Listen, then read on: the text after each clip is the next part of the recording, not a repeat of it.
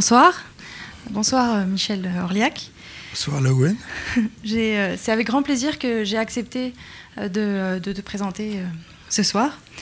Donc, j'ai eu la chance de rencontrer Michel en 2013 sur le site de Pincevent, en région parisienne. C'est un site archéologique, donc c'est un chantier école fouillé depuis 50 ans et dont, si mes calculs sont bons, 40 ans par Michel, et qui accueille des chercheurs et des étudiants du monde entier. Ce site, situé sur les rives de la Seine, a révélé des vestiges inestimables pour comprendre le quotidien des populations magdaléniennes qui y séjournaient il y a environ 14 000 ans. Lorsque j'ai rencontré Michel, donc, il était entouré d'étudiants et était en train de réaliser une empreinte de coupe stratigraphique au latex. Cette méthode géniale et révolutionnaire que Michel a publiée en 1975 est toujours appliquée et permet de réaliser une empreinte de la tranche verticale de la séquence des sols dans une opération archéologique, ce qui permet une étude ex situ des changements fins dans la composition, la coloration, la granulométrie des sédiments constituant la coupe. Un grand pan des études archéologiques de Michel se situe en France, où il a eu l'occasion de côtoyer plusieurs grands noms de la préhistoire française. Dès l'âge de 17 ans, Michel a commencé à fouiller des sites archéologiques dans différentes régions, en région parisienne, dans l'Aisne, mais aussi plus proche de nous, à l'Oppidum de la Roque, dans le Gard, sous la direction d'Annick Robert, qui était alors monitrice d'archéologie à la fac de Montpellier. Michel a également fouillé le site du Lebousse à Saint-Mathieu-de-Tréviers, près d'ici, sous la direction du docteur Jean Arnal, spécialiste du néolithique languedocien. Michel a fouillé d'autres sites encore, comme la grotte de l'Ortus, également près de Montpellier, où il a travaillé sous la direction du professeur Henri de Lumley, préhistorien célèbre qui deviendra par la suite directeur du Muséum national d'histoire naturelle et directeur de l'Institut de paléontologie humaine. Le nom de Michel Orliac est associé à un autre grand nom de la préhistoire française. Il s'agit du professeur André Leroy-Gourand, qui dirige les fouilles du site de Pincevent dès sa découverte. Lors de son recrutement au CNRS comme dessinateur-peintre à l'âge de 18 ans, il est affecté au laboratoire de géologie du Quaternaire et de préhistoire dirigé par le professeur Franck Bourdier, un autre grand nom de la préhistoire française. Il rejoindra ensuite le laboratoire d'ethnologie préhistorique du Collège de France, dirigé par le professeur André Leroy-Gourand, puis la maison d'archéologie et d'ethnologie René Ginoureves. La carrière de Michel au CNRS a duré 47 ans et a été très diversifiée, de dessinateur-peintre à ses débuts, à un détachement en tant que chargé de recherche en première classe lors de sa retraite en 2005. Il a dispensé de nombreux enseignements et donné de nombreuses conférences, est intervenu à la radio, à la télé, au cinéma. Il a participé au montage d'expositions, en particulier en 2008 lors de l'exposition Rapa-Nui, l'île de Pâques, à la Fondation EDF, pour lequel Michel et sa femme Catherine ont été commissaires d'exposition. On touche ici le second grand pan des intérêts archéologiques de Michel, puisque depuis 1976, soit 41 ans cette année, Michel et Catherine mènent des recherches sur le Pacifique et la Polynésie, en particulier Tahiti, les Marquises et l'île de Pâques, cette dernière étant le sujet de la présentation de ce soir. Comme pour beaucoup, quand l'on me parle de l'île de Pâques, je pense tout de suite aux photographies des statues monumentales érigées dans des paysages stépiques dépourvus d'arbres. Qui a construit ces statues? D'où venaient ces constructeurs? Comment vivaient-ils? Comment avaient-ils s'adapter à cette terre qui semble hostile et si éloignée de tout? L'île de Pâques est en effet l'une des terres les plus isolées du monde et c'est l'île la plus à l'est de toute l'Océanie. Sa superficie correspond à 3 fois la taille de la ville de Montpellier, pour vous dire, et son isolement et son statut insulaire en font un milieu particulièrement fragile dans lequel la population humaine a su vivre et s'adapter pendant des siècles. L'île de Pâques est également célèbre pour une théorie d'effondrement de civilisation qu'a connue l'île à la fin du XVIIe siècle. Cette théorie de l'effondrement a été rendue célèbre, en particulier par le livre de Jared Diamond, publié en 2005, et qui s'inscrit dans la lignée de ce que proposait déjà La Pérouse, en 1786, qui propose que la surexploitation du milieu, la désertification, la famine et la guerre auraient mené à ce que certains appellent un suicide écologique. Cette théorie, principalement basée sur les observations des premiers Européens ayant débarqué sur l'île, manque de données factuelles. Et c'est là que le travail de Michel et Catherine Orliac entre en scène. Leur travail, basé entre autres sur l'étude des combustibles brûlés, a permis l'élaboration d'une autre histoire plus subtile qui parle d'une société complexe évoluant dans un écosystème fragile. Quand on est jeune chercheur, il y a des rencontres qui jalonnent notre carrière et qui nous marquent soit par la réputation scientifique de la personne que l'on rencontre, son charisme ou sa sympathie. Michel, pour moi, c'est un peu tout ça. Et si Michel est à la retraite depuis 2005, sa présence ici démontre, tout comme sa longue liste d'ouvrages scientifiques et de vulgarisation, son implication dans la diffusion des connaissances. J'espère vous avoir convaincu de la chance que nous avons de bénéficier de la présence de Michel avec nous ce soir, et j'attends avec une certaine impatience de t'écouter.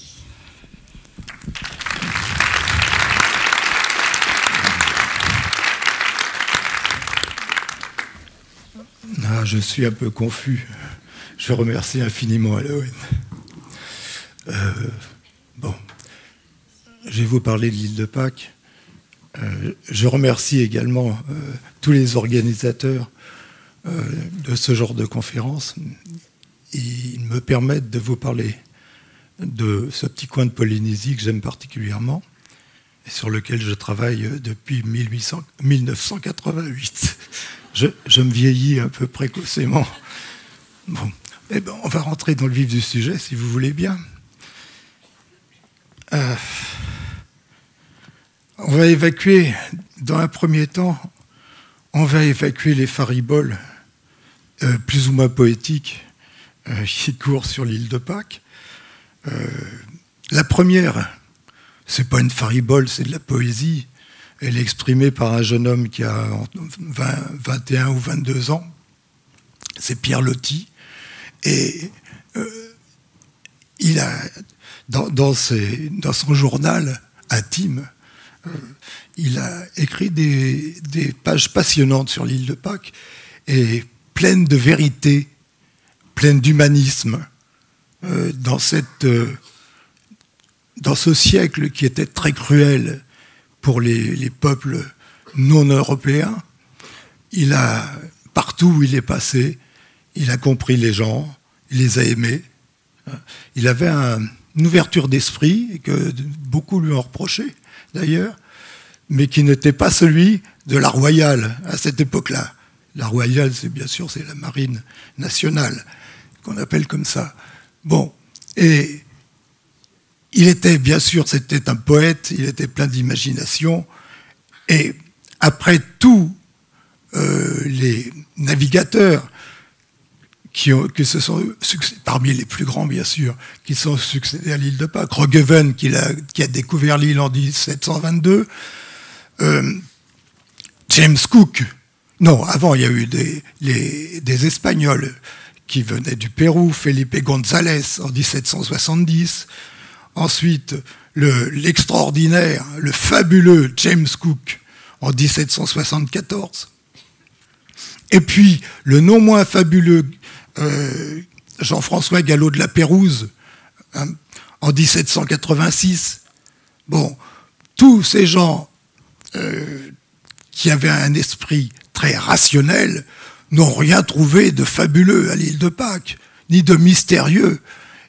En marin, ils ont vu qu'il y avait des gens qui étaient plutôt sympathiques, que l'île était tout à fait antipathique, qu'elle portait des productions humaines assez étonnantes, mais enfin qui ne les a pas plongés dans une admiration sans borne. Hein.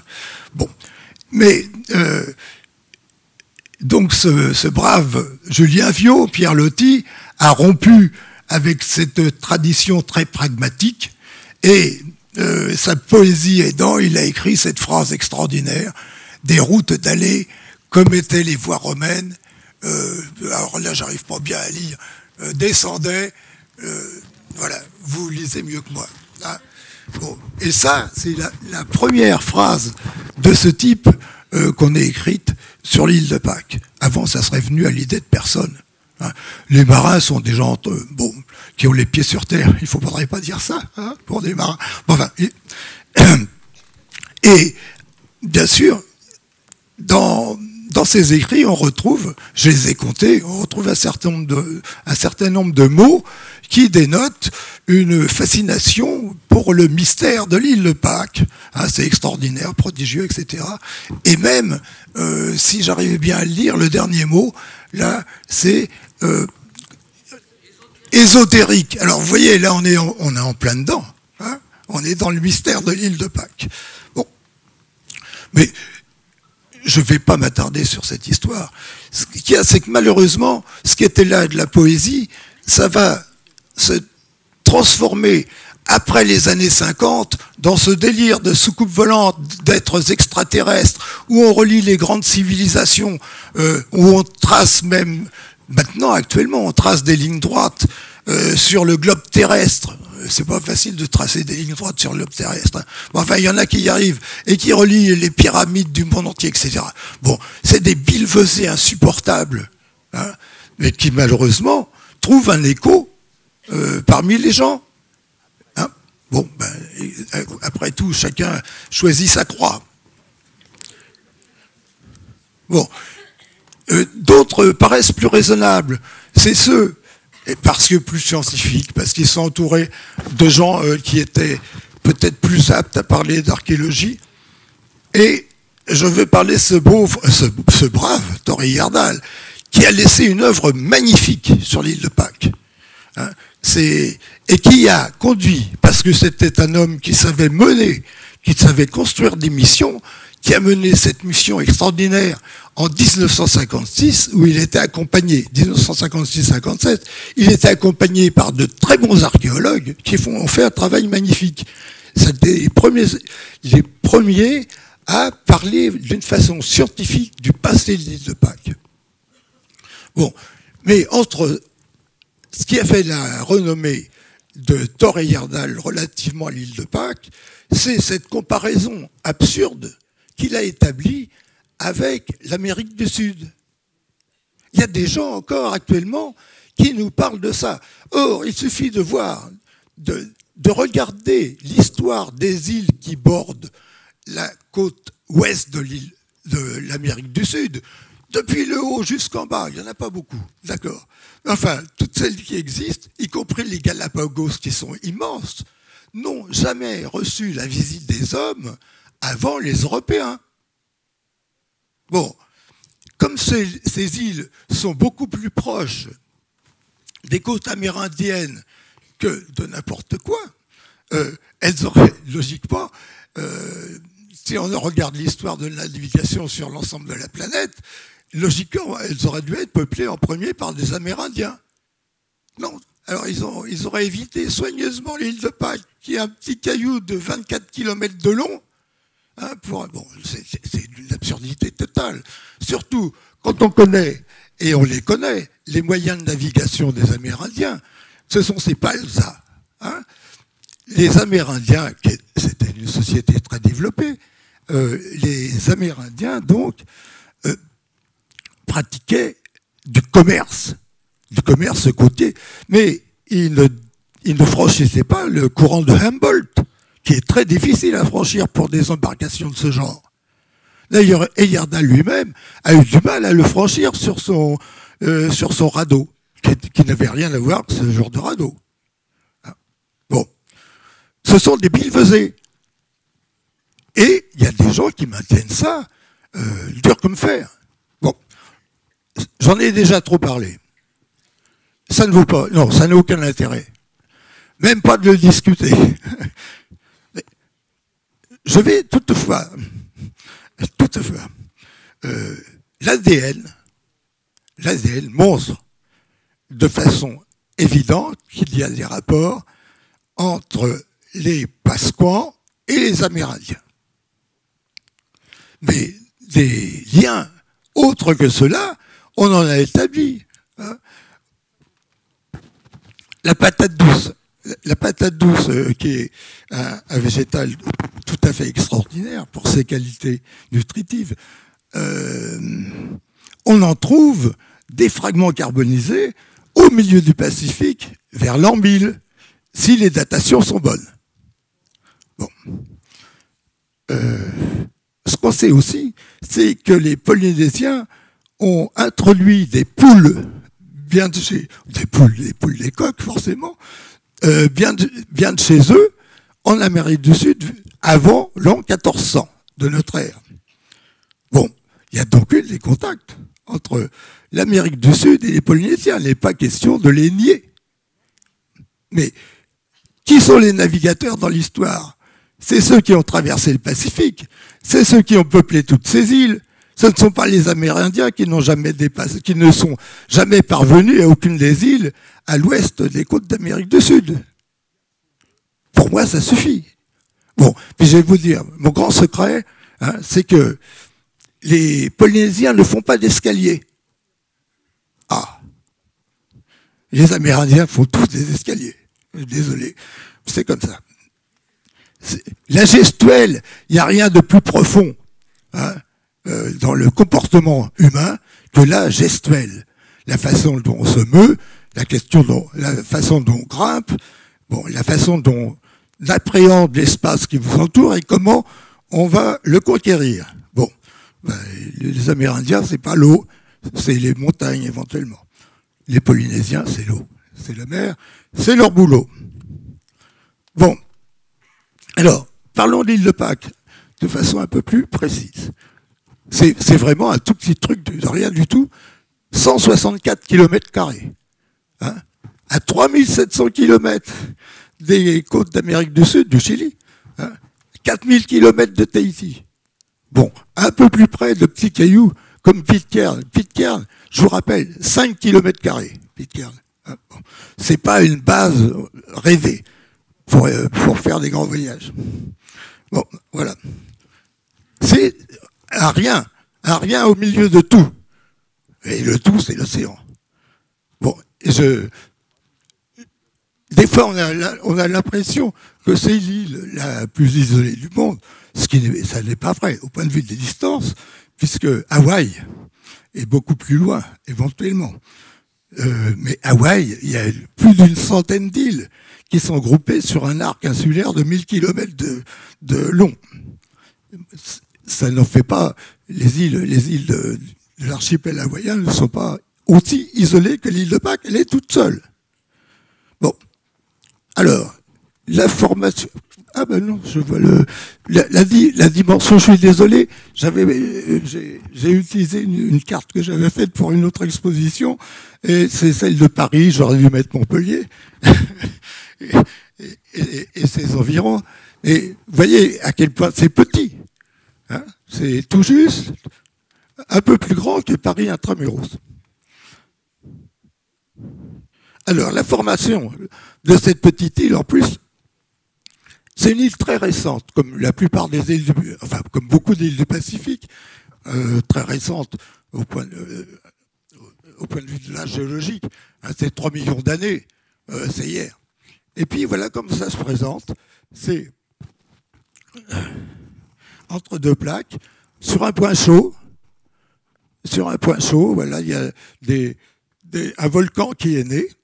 Et vous voyez qu'il y a plusieurs volcans qui sont nés au fur et à mesure du déplacement de la plaque océanique. Et donc, il y a un endroit, les éruptions ont été suffisamment puissantes pour franchir les 3000 mètres d'épaisseur d'océan et pour créer une île haute de 405 mètres. Voilà, c'est ça. Et elle est toute seule. C'est l'endroit le plus pauvre du monde au point de vue biomasse. Hein, mais vraiment de loin, le plus pauvre. On voit, la lumière parvient jusqu'à 60-70 mètres de profondeur à l'île de Pâques. Tellement il n'y a rien dans l'eau. Hein, et ça a provoqué, bien sûr, attendez, je crois... Non. Ah, il ne va pas me faire ça. Bon, on y reviendra bientôt. J'étais un peu... C'est une île volcanique, donc qui est truffée de tubes de lave, de diverses cavités, qui ont été utilisées plus ou moins par les Polynésiens. On verra peut-être ça plus tard, mais c'est tout à fait impressionnant. Et ça, bien sûr, ça fait de très beaux paysages là où les tunnels de lave s'ouvrent sur la mer. Il y en a certains sont très grands. Celui-là il a au moins 100 mètres de diamètre, sinon plus. D'abord, c'est très loin. C'est très loin, c'est très difficile à atteindre pour tous les êtres vivants, que ce soit des végétaux ou des animaux. Hein. Vous voyez bien, c'est terriblement loin. Alors, j'ai pris comme exemple, j'aurais pu en prendre des dizaines d'autres, j'ai pris comme exemple le strombe, le gros strombe, qui est un coquillage qui est gros comme ça, ailleurs, à l'île de Pâques, il est comme ça. Bon. Et vous voyez que le nombre d'espèces de ce strombe, il se il diminue de plus en plus au fur et à mesure qu'on s'éloigne des masses continentales qui sont très très riches en nombre d'espèces. C'est beaucoup pour un strombe, quand même, 22, 26 espèces. Et puis, vous voyez que ça descend jusqu'à 1 à l'île de Pâques. Bon, ben pour tout le monde, c'est pareil. Et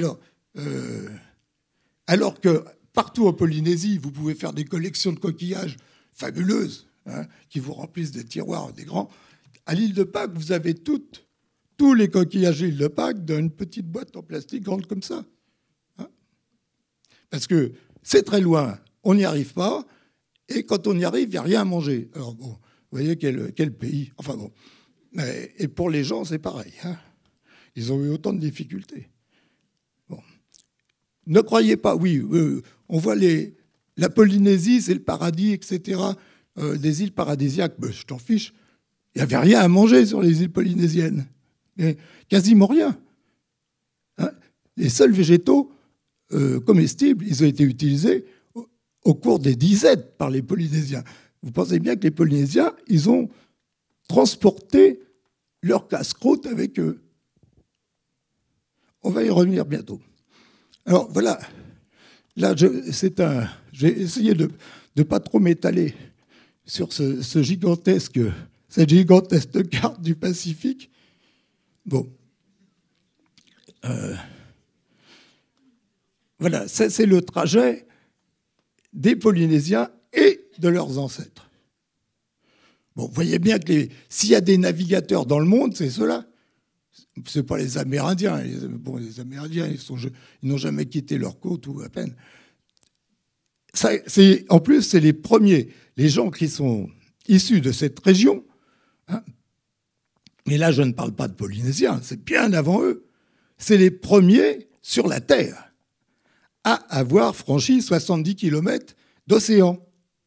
Ce sont les ancêtres des Papous et des aborigènes d'Australie. C'est eux les grands navigateurs. C'est eux les premiers sur la Terre. Hein? C'est eux, il n'y a pas de doute. Il n'y en a pas d'autres. Bon, et tous ceux... Ah oui, on m'a dit de faire comme ça. C'est une bonne idée. Donc, ils ont peuplé cet immense continent. À cette époque-là, la Nouvelle-Guinée et l'Australie étaient réunies avec la Tasmanie. Ça faisait un très grand continent. Et les gens sont arrivés par là. Et ils ont franchi quelque part ici ou ici les 70 km minimum qui les séparaient du grand arc insule indien, du supercontinent Australie, Nouvelle-Guinée, Tasmanie. Et ça, c'était il y a plus de 50 000 ans. Hein? En Europe, les premières navigations en Europe, c'est Chypre. Il y a un peu plus de 10 000 ans. Il n'y a rien d'avant. Rien. Absolument rien. Vous croyez, il ne faut surtout pas croire que parce qu'on habite au bord de la mer, on va inventer la navigation. Ça ne se passe pas du tout comme ça. La navigation, c'est toute une science. C'est très dangereux d'aller dans la mer. Faire des grands voyages dans la mer, c'est très dangereux. Hein? Nous, on est des bipèdes marcheurs. On a quitté l'Afrique il y a 150 000 ans, un peu, ou entre 150 000 et 100 000 ans. Bon. Mais on s'est arrêté partout sur la Terre. Nous autres, les Homo sapiens, si intelligents, on s'est partout arrêté sur la Terre, au bord de la mer. Ah, on ne sait pas aller plus loin. Et de très rares humains comme nous se sont hasardés sur les flots, mais pas tout de suite. Hein. Vous voyez qu'il a fallu qu'à un certain point du globe, il y a 50 000 ans, certains se lancent sur les flots. Mais parce que c'est redoutable, la mer. Tant qu'on a le pied sur la terre, ça va, on sait où on va. Quand on est sur la flotte, on ne sait plus où on va. Bon. Et puis il y a des courants, il y a des trucs, il y a le vent, il y a des tempêtes. C'est épouvantable. Donc, il faut avoir une science, il faut avoir observé ça très longtemps. Il faut avoir construit des bateaux suffisamment solides pour entreprendre des grands voyages. Alors, c'est terrible qu'il y ait des gens qui pensent que parce qu'on a trouvé un crâne d'allure un peu négroïde au Brésil, les gens d'Afrique ont traversé le Pacifique, l'Atlantique pour aller... c'est un non-sens. La navigation, c'est pas quelque chose qui s'invente du jour au lendemain. Et puis on ne traverse pas des milliers de kilomètres de mer sur un tronc à peine creusé. Regardez les Vikings, ceux qu'on admire tellement, nous autres, les Européens, nos premiers grands navigateurs. Bon, ils ont fait 1000 bornes à tout casser, en ligne droite. Je parle en ligne droite, hein, ce qui est bien sûr beaucoup plus important quand on est sur la mer. Mais 1000 kilomètres, c'est ce que les Océaniens ont fait il y a 3500 ans. Bon. Je reviens à notre carte. Alors, il y a eu un premier mouvement qui a conduit entre 3500 et 3000 ans les gens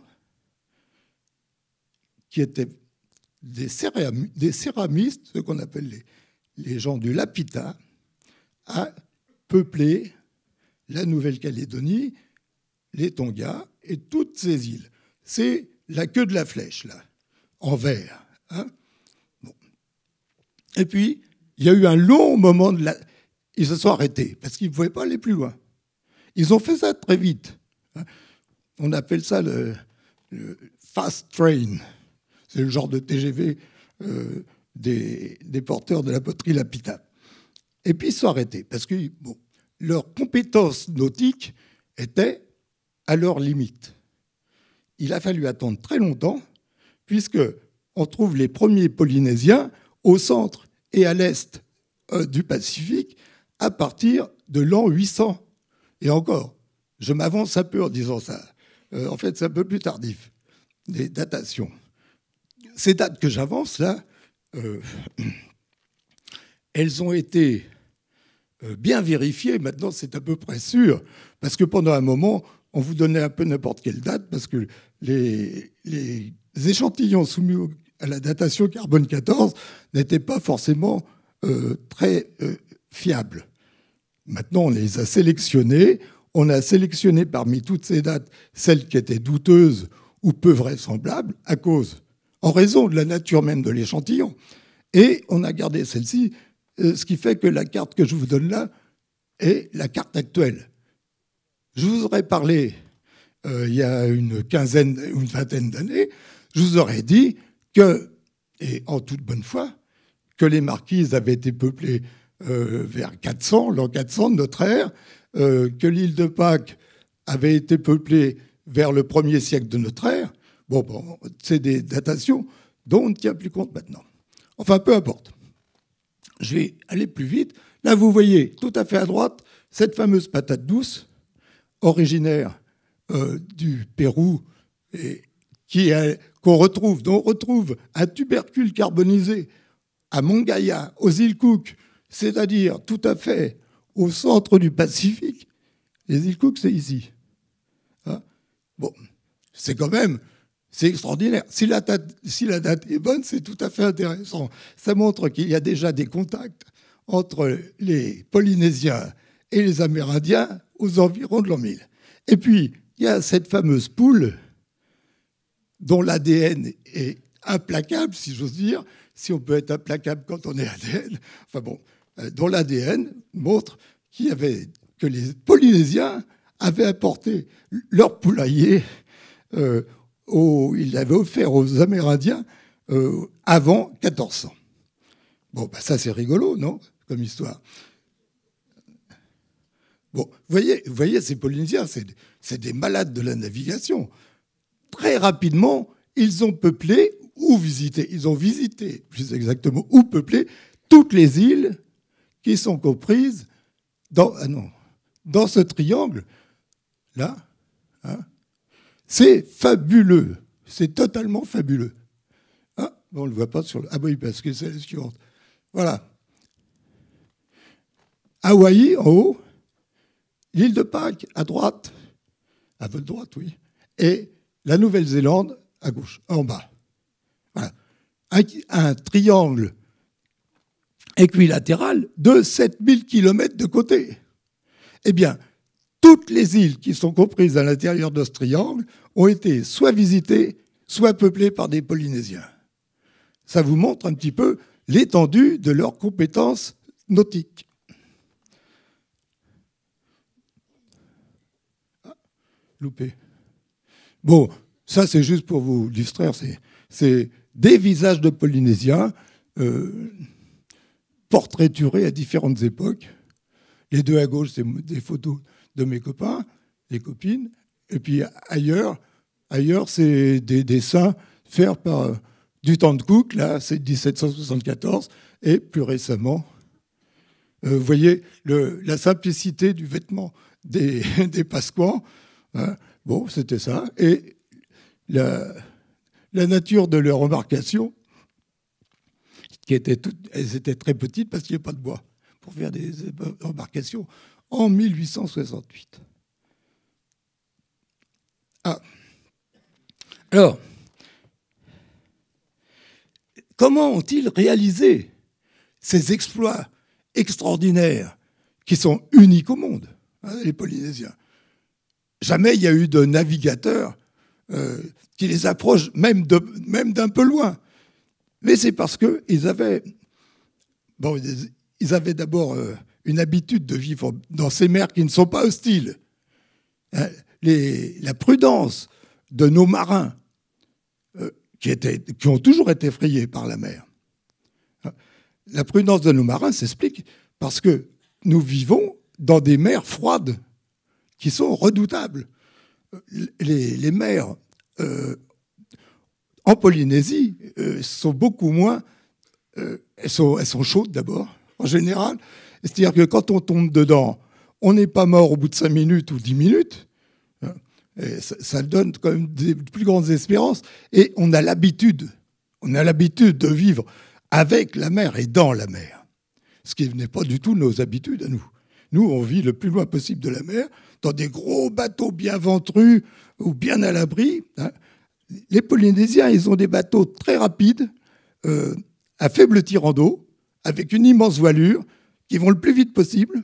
Bon, c'est des bâtiments, ce ne sont pas des pirogues, hein, attention, ce sont des bâtiments dans le genre de celui-là, on reviendra en arrière tout à l'heure. Voilà, voilà le genre de bâtiment de voyage des Polynésiens. Des grands bateaux à double coque, avec une plateforme sur laquelle il y a un abri sommaire, et on se lance comme ça à la conquête de l'océan. Et pourquoi? Parce qu'on sait, on a une géographie qui, depuis l'Asie du Sud-Est, vous prouve qu'au bout de l'horizon, il y a toujours une île. Toujours. C'est une géographie optimiste. Hein. C'est pas du tout celle de Christophe Colomb, qui vivait plus ou moins au moins ses marins. Christophe, je ne crois pas, mais au moins ses marins, ils vivaient dans un monde plat où on risquait de tomber une fois qu'on était arrivé au bord. Et la mer était terrifiante. Elle était peuplée de monstres, elle était peuplée de choses abominables, il y avait des diables, il y avait tout ce que vous voulez, et c'était horrible de prendre la mer. Tandis que pour les Polynésiens, c'était un jeu, on va dire, presque un jeu. Bon, ils en connaissaient les dangers, etc.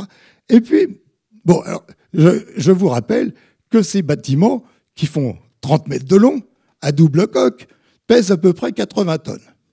Et quand on est dans les mers chaudes, l'activité des tarés, de toutes ces cochonneries qui vous bouffent le bateau sous les pieds, hein, est telle que dès qu'on arrive à l'endroit où on voulait aller, on tire le bateau sur le bord pour qu'il soit plus dans l'eau. Bon.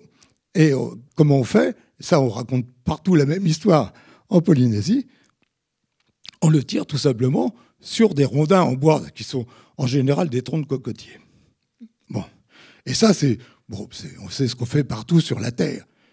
Alors, si vous pouvez tirer un bateau de 80 tonnes de cette façon, sur des distances assez grandes, vous pouvez tirer n'importe quoi d'un peu lourd de la même façon, y compris ces fameux moaïs dont je vais vous parler bientôt, c'est-à-dire les grandes statues. Pourquoi aller chercher plus loin? On fait comme ça partout sur la Terre. Bon. bon, j'insiste sur le fait que ces bateaux extraordinaires, faits de planches cousues, hein, étaient fabriqués à l'aide d'outils en pierre.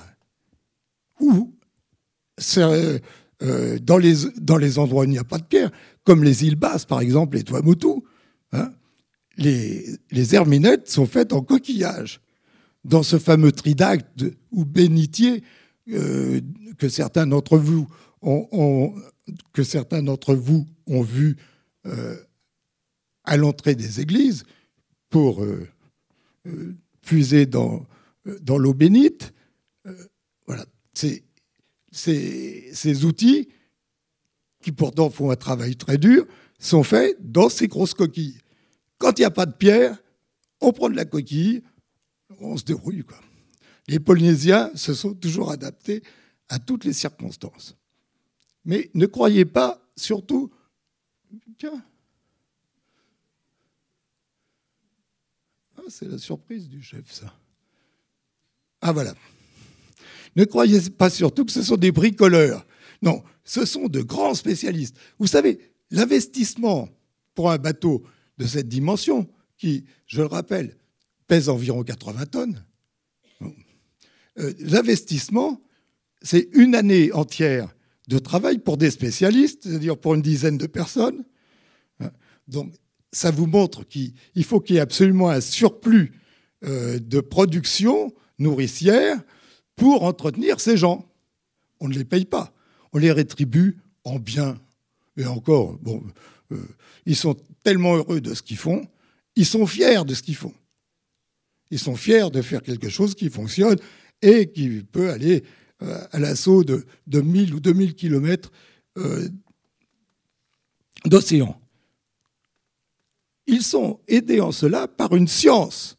Il y a d'abord cette science de construction navale, mais il y a la science du ciel, bon, qui est universellement partagée pour des raisons très diverses. Et là, c'est pas tellement pour prévenir l'avenir, mais c'est pour pouvoir se situer à un certain endroit. Et une fois qu'on en a atteint un autre, c'est pouvoir situer cet autre endroit par rapport au premier. Et il y a la carte du ciel qui vous le permet. Bon, là, c'est un petit schéma qui m'a été offert par un de mes amis astronomes, mais il me serait trop long de vous expliquer là. Mais vous voyez, c'est un monde très complexe parce que tout bouge. À part quelques étoiles qui sont fixes, la carte du ciel bouge continuellement. C'est-à-dire que la Terre tourne, etc. Elle tourne sur elle-même, elle tourne autour du Soleil. C'est des mouvements très compliqués. Donc, il faut être drôlement réfléchi pour savoir se repérer.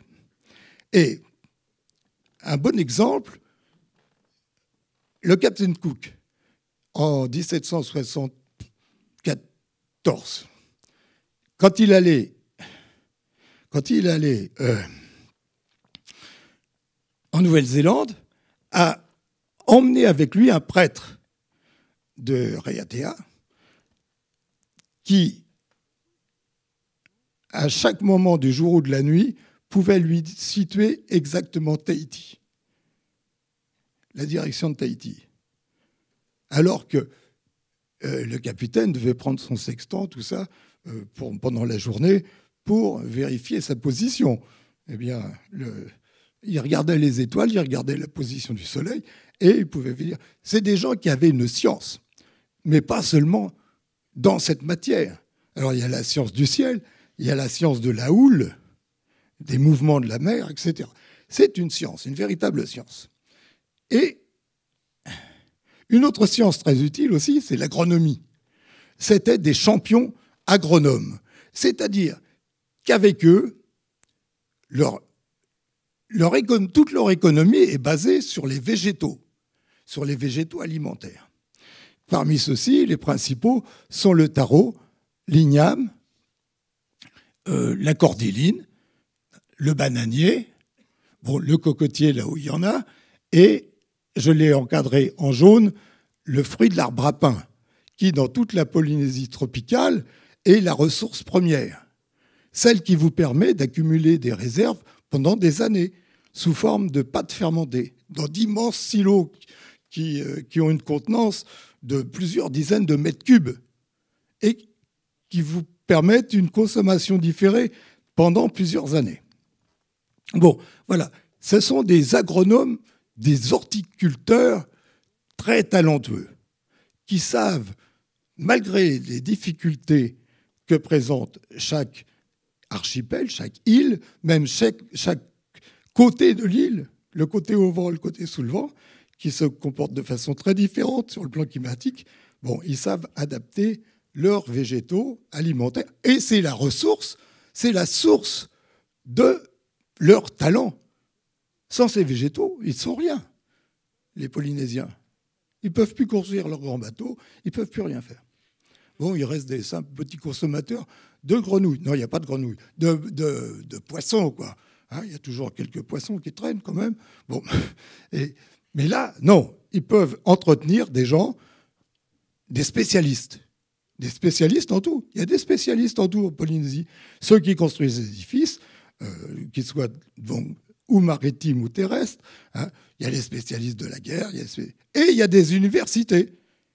Ah oui, il faut perdre cette image qu'on a héritée de notre passé colonialiste, d'aimables bouffeurs de bananes. Les Polynésiens, c'est pas ça.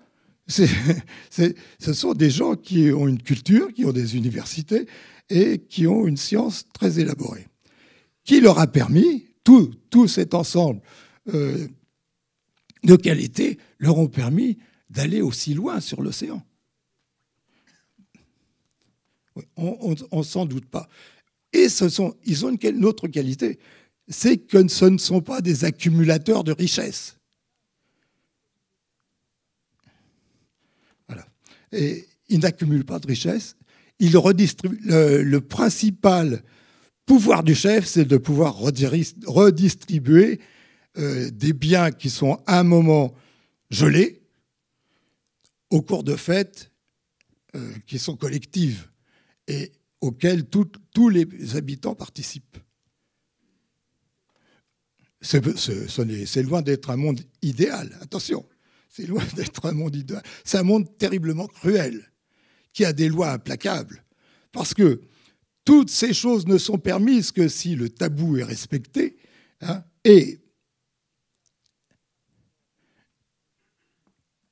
à la tête, voilà, la pyramide de la société polynésienne, à la base, il y a des esclaves ou, bon, des serviteurs.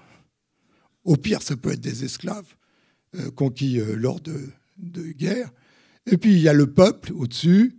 Et puis, les chefs de guerre, les experts, les nobles, les prêtres. Et enfin, la haute aristocratie qui descend des dieux. Et alors là, silence. On ne peut pas parler en face des dieux. Hein. Quand le dieu commande, c'est-à-dire le roi, eh bien, on obéit. Sinon, c'est de désobéir au dieu. Et quand le rôle du roi, c'est donc de dire à tel moment vous plantez, à tel moment vous récoltez, et attention, si vous enfreignez ces tabous, eh bien, il y va de votre vie. C'est un monde implacable, où le vol est puni, etc. C'est un monde très policé, pas la façon dont on l'entend, mais très policé et très cruel.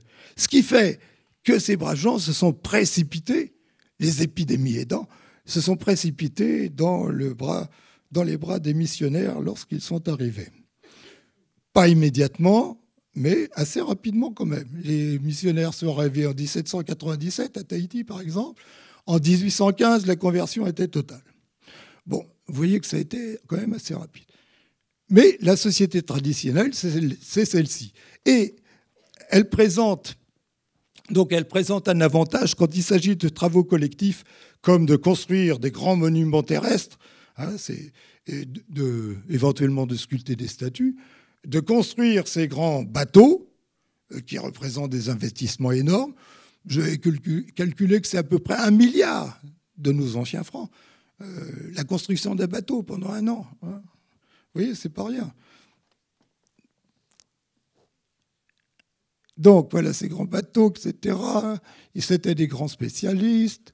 Et à l'île de Pâques, ça c'est vrai pour tout le monde polynésien, et en particulier à l'île de Pâques, où les choses se sont un peu cristallisées même, puisque on n'a jamais sculpté d'aussi grandes statues ailleurs en Polynésie, ou tout à fait exceptionnellement. Elles sont exceptionnelles. Les statues qui dépassent 2 mètres en Polynésie, c'est des raretés. Mais à l'île de Pâques, il y en a environ 900. Il y a 273. Là, vous avez la carte des hôtels, des monuments. Voilà. Autour de l'île, les petits points rouges, c'est des monuments, sans statues. Et là où il y a des statues, eh ben, il y a des statues sur le plan. C'est les petites statues qui sont couchées. Toc, toc, toc, toc, toc, toc, toc. Bon, oui, il y en a tout autour de l'île. Il y a une densité extraordinaire.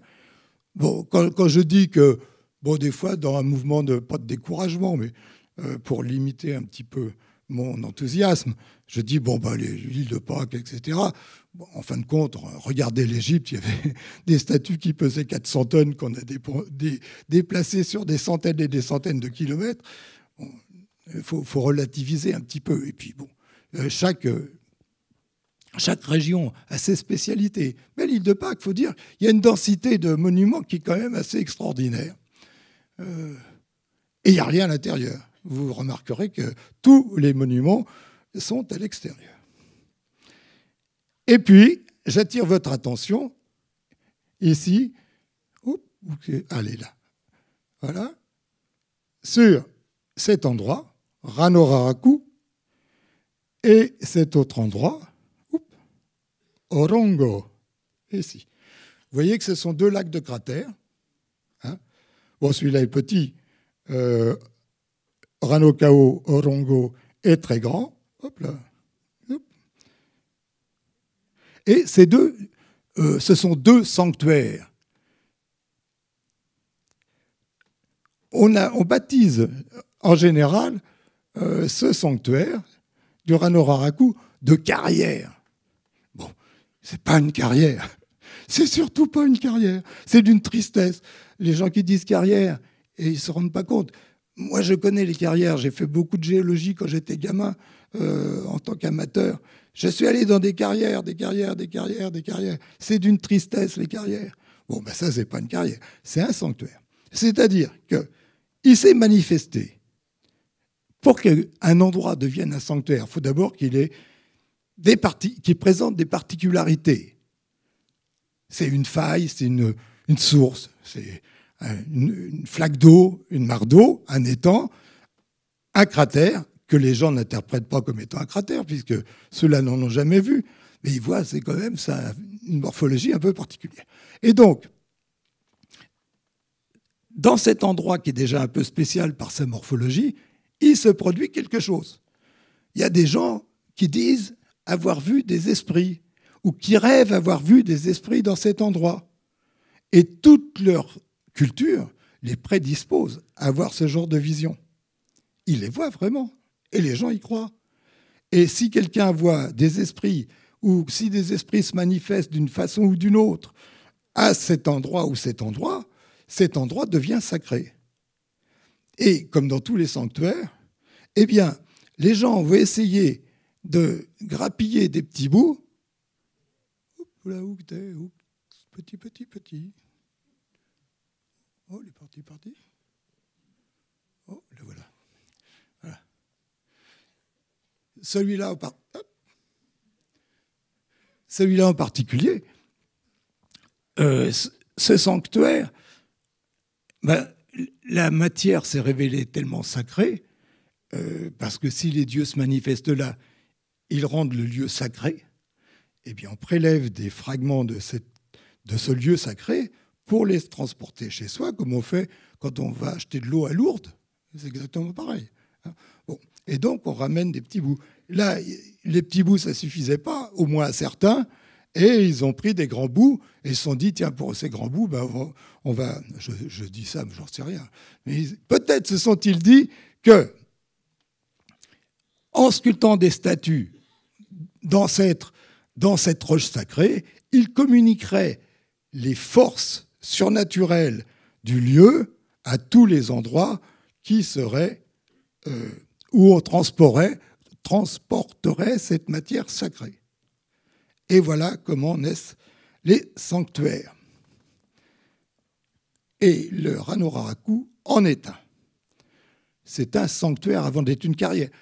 Et pourquoi je m'insurge contre cette idée de carrière? C'est que la moitié des statues y sont restées. La moitié des statues qui ont été sculptées à l'île de Pâques sont restées dans la carrière, dans ce sanctuaire. Bon, on ne voit pas pourquoi ça serait resté.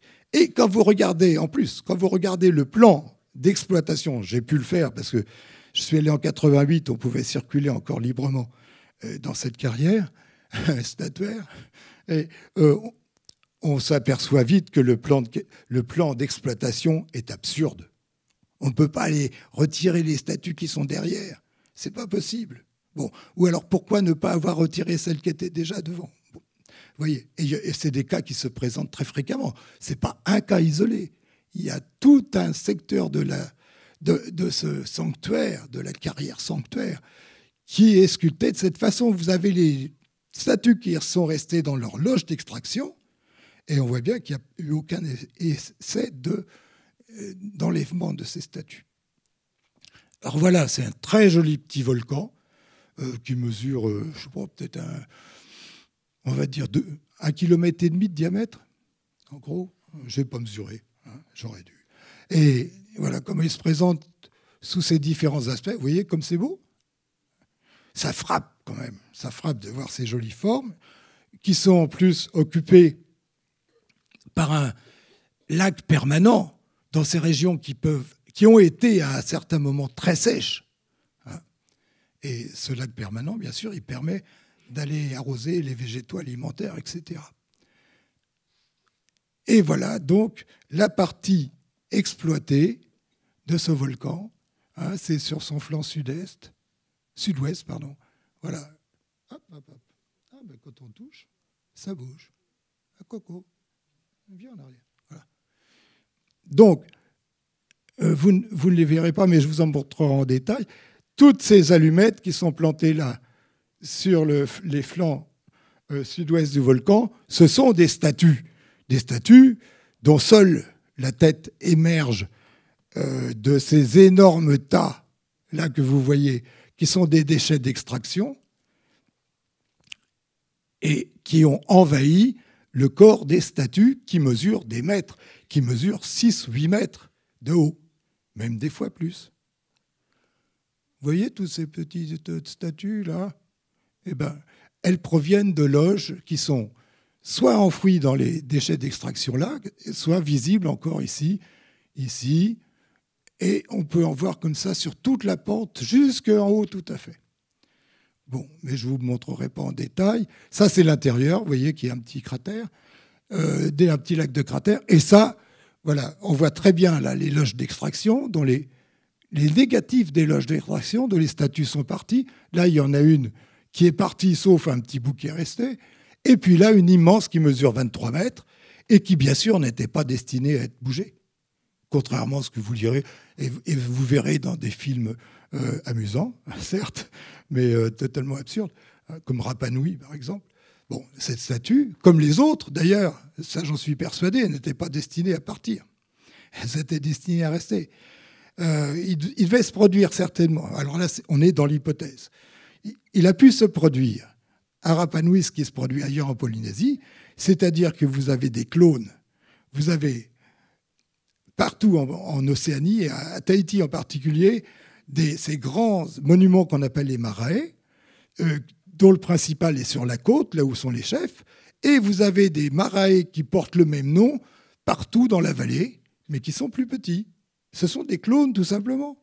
Le dieu principal qui habite le marae principal au bord de la côte, dans la zone aristocratique, est reproduit partout avec les mêmes qualités, c'est-à-dire qu'il affirme la possession d'un certain souverain sur un territoire. Voilà. C'est un petit peu c'est en grande partie la fonction de ces marais au moins à Tahiti, c'est probablement aussi celle des statues à l'île de Pâques. Bon, donc, il y a la moitié des statues de ce sanctuaire sont restées dans les loges d'extraction et étaient destinées à y rester vraisemblablement. Voilà. Vous voyez, il y a quand même presque 400 moaïs, c'est-à-dire ces statues gigantesques, qui sont encore dans le sanctuaire. Je ne parle pas de celles qui sont parties, puisqu'en tout, je vous ai cité le chiffre de 900 statues. Environ. C'est très difficile d'avoir les chiffres exacts. Enfin, c'est environ ça, c'est entre 8 et 900. Et voilà, donc, il y en a 400 qui sont restés dans la statue, et là, vous avez le décompte de ce qui est à l'intérieur, de ce qui est à l'extérieur, et de plus de la moitié qui sont encore dans leur loge d'extraction. Ce qui est quand même étonnant si elles n'étaient pas destinées à y rester. Ça veut dire qu'elles auraient été taillées toutes en même temps, à la fin, au moment où on ne pouvait plus les transporter. Vous voyez que ça fait beaucoup de si. Hein, si on prend une hypothèse de parcimonie, ça ne va pas. Ça va pas. C'est trop lourd comme hypothèse, en disant qu'on a tout laissé là parce qu'on ne pouvait pas faire autrement. Vous me comprenez? Bon. Et hop, on fonce. Bon, voilà. Alors, c'est l'occasion de dire que ça fait depuis presque toujours, on sait que ces statues ont un corps. Il y a ces 2 dernières années, dans presque tous les ouvrages de vulgarisation, les revues de vulgarisation, ces statues ont un corps, c'est fabuleux, extraordinaire. Il y a des Américains qui ont présenté ça comme un scoop. Bon, et c'est toujours les mêmes qui font ce genre de scoop.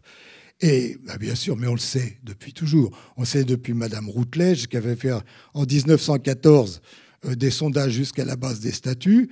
On a bien vu qu'elles mesuraient 8 ou 9 mètres de haut.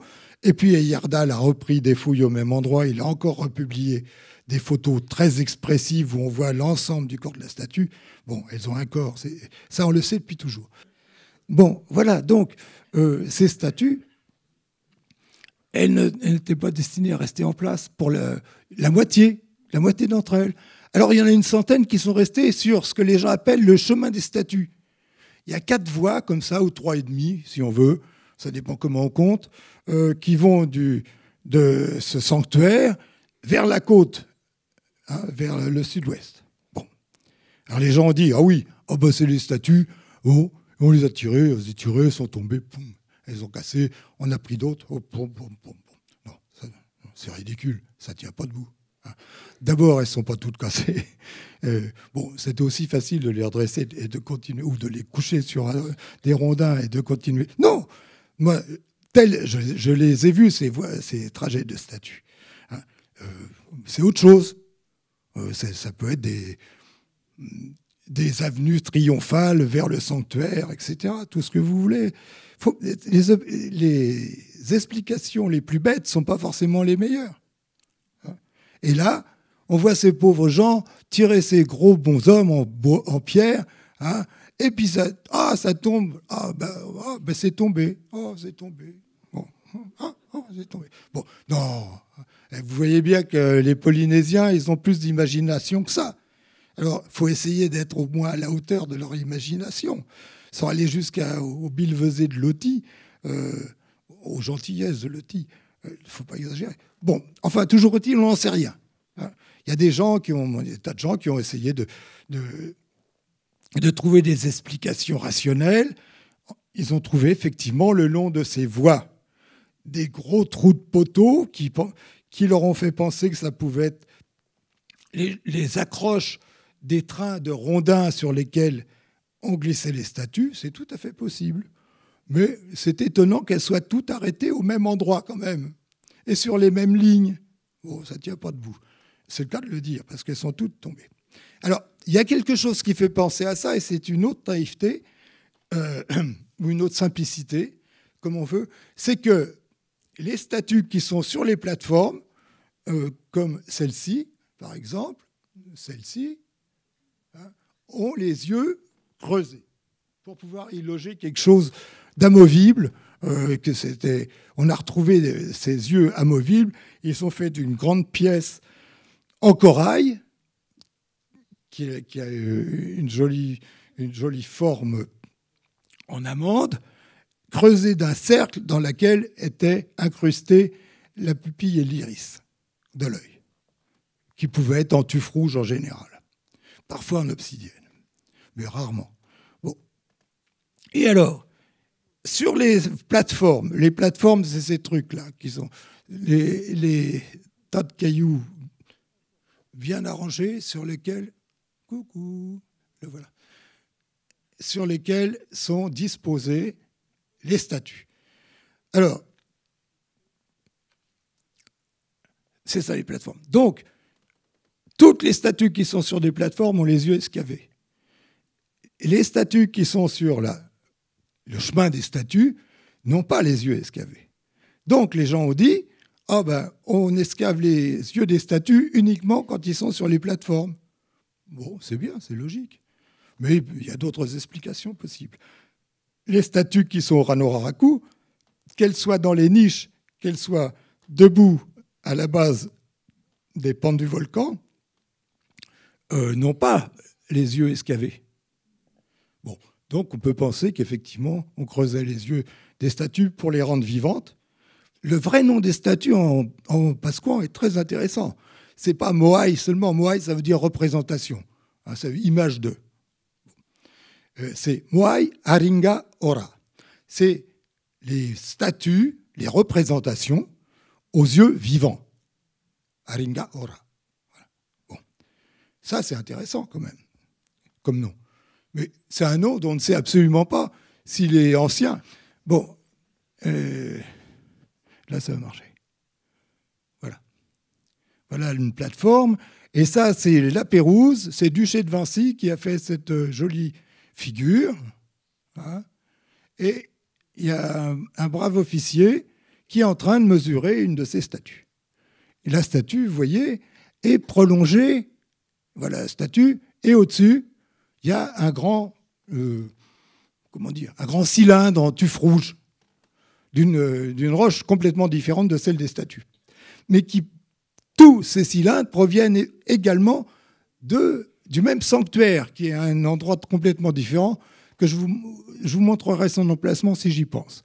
Bon, en tout cas, ça c'est pour vous donner l'allure. Vous voyez que les gens ne sont pas très cérémonieux, hein, mais quand même, faut pas. Là, c'était pas bien vu que les Européens marchent sur les statues. Là, il devait avoir une autorisation spéciale.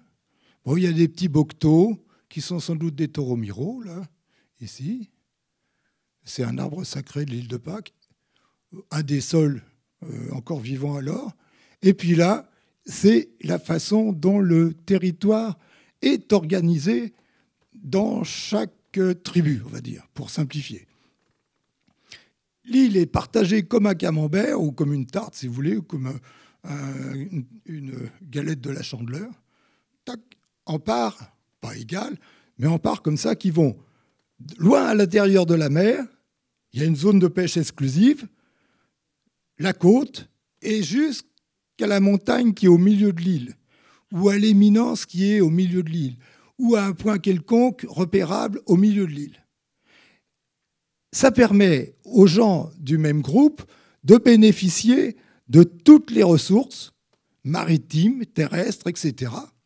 C'est-à-dire en cailloux pour faire des constructions, en bois, en tout ce que vous voulez. Et chaque bande, comme ça, représente un petit monde écologique parfait, puisqu'il représente toutes les richesses de l'île. Voilà comment les gens font. Et alors, dans leur infinie sagesse, n'exagérant rien, mais quand même, ils l'étaient, ils se débrouillent pour faire. Voilà, la plateforme, ces fameuses plateformes sur lesquelles les statues sont juchées, les voilà. Ici, il y a une petite ciste funéraire. C'est là où on enferme les os des chefs ou des personnages particuliers défunts. Ça peut être des enfants de chefs aussi. Hein. Les os carbonisés, donc. Et puis là, il y a une plateforme assez élevée en général sur laquelle sont juchées de 1 à 15 statues. Et puis là, il y a une grande cour plus ou moins pavée qui sert de terrain de réunion festif, aussi bien pour les cérémonies publiques que pour les cérémonies religieuses. Mais le religieux et le public sont très, très intimement mêlés chez les Polynésiens. Là, ici, après, il y a les habitations des aristocrates. Plus ils sont près du sanctuaire, et plus, bien sûr, leur rang est élevé. Et puis après, en arrière, il y a les jardins. Alors là, bien sûr, ça, c'est très fin d'avoir mis les choses là, parce que comme c'est la zone soumise aux embruns, il ne pousse rien. Sauf des gens. Alors là, vous pouvez, là, ils poussent, ils sautent, ils font des trucs très intéressants et très rigolos. Souvent, assez souvent, il y a très souvent des fêtes. Bon. Et puis, derrière, il y a les maisons des gens du commun. Et encore plus commun, plus c'est loin de la côte et plus c'est commun. Et puis, les arbres, etc. Les jardins, vous voyez, des jardins bien organisés, comme la Pérouse les a vus. Des jardins faits comme chez nous, bordés, pas de haies, mais bien délimités. Le plus souvent couverts d'herbes pour protéger les végétaux de la chaleur, comme ça se fait chez nous, dans les pays très secs ou de pierre, on le verra tout à l'heure. Voilà. Et voilà, donc, vous voyez, ce sont de grandes statues quand même. Alors des fois, je les plaisante un peu, ces géants de pierre, parce qu'ils sont d'une monotonie un peu décourageante. Et oui, et bien sûr, ils représentent toujours la même chose, vraisemblablement. Mais je les trouve très nuls. Très franchement. Ils sont jolis, ils sont bien faits, mais je les trouve assez nuls parce qu'il n'y a pas d'imagination derrière ça. C'est stéréotypé, mais vraiment très stéréotypé. Hop. Bon. Alors, tout ceci...